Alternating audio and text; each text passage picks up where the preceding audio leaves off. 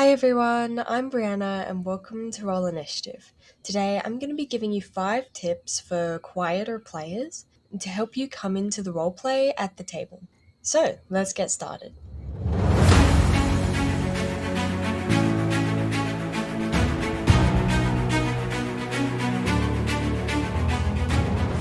So, just before we get into it, I'd just like to say that there is nothing wrong with being a quiet role player. That you do not need to be loud or really talkative to play D&D. There is nothing wrong with being a quiet role player. But if you do want to get better at coming into the roleplay and being a bit more confident at the table, then I have some tips that might be able to help. Asking one of the louder players to help bring your character in can really help. If you just tell them that you're having trouble coming into the roleplay, then they'll probably be able to have their character interact with yours and bring you into the story. You can also talk to your DM because they direct the spotlight. They can ask you what your character is doing, therefore directing the spotlight to you and giving you a moment to be able to roleplay. Giving your character important personal goals can really help to push you to roleplay them. Because if they have some sort of goal to complete, then they're going to be trying to do that.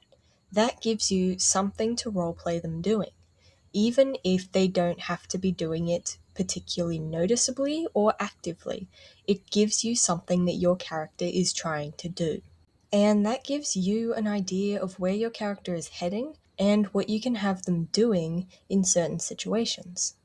And talking about goals, you can even give yourself some goals, such as talking to a certain other player in character or interacting in one social encounter. Setting goals like this and then trying to complete them in a session can really help make you proactive in learning to be more comfortable role playing at the table. It's really important when you're just trying to get into it not to make it too hard on yourself. You don't have to do an accent, you don't have to cosplay, you don't even have to talk in first person if you don't want to. A lot of people seem to think that these are the standards for role playing, but they're really not. Saying my character gets up and opens the door is just as valid as saying I get up and open the door, or Sir Thaddeus Wilhelm pushes his chair back, scraping it across the floor, before rising from his seat, his cape swishing behind him as he turns and opens the door. All of these are perfectly valid examples of roleplay, and all that you need to do is find out which one you're comfortable doing.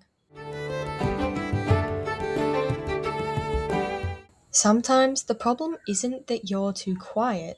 Sometimes the problem is that you don't know the other people at the table well enough to feel comfortable role playing around them. So, if you have time before or after sessions to hang out, try talking to the other players, get to know them. Or if you can hang out other than game night, then maybe you can get to know everyone better, and then you'll feel more comfortable role playing around them. Giving your character a quirk or some sort of small habit or tick can be a pretty neat role playing trick for whenever you're not sure what your character should do or you're not quite sure how to contribute to a situation, then you can fall back onto your character's quirk or tick. Maybe they fiddle with something. That way you can add in what you're doing, but you don't necessarily have to come up with something that your character has to say. You don't have to come in and try and influence the situation, but you make your presence known by saying what your character is doing. And by having some sort of quirk or tick, then you don't have to come up with something every time. It's just something that your character does.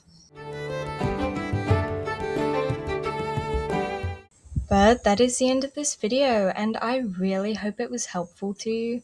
And if you have any advice for shy players that you use, then I am always looking for new tips and tricks and ways to improve my game. So I would love it if you'd leave yours in the comments. And if you enjoyed the video, then I would be so grateful if you'd consider giving it a like or maybe even subscribing to my channel. But as always, thank you so much for watching, and I hope to see you next time.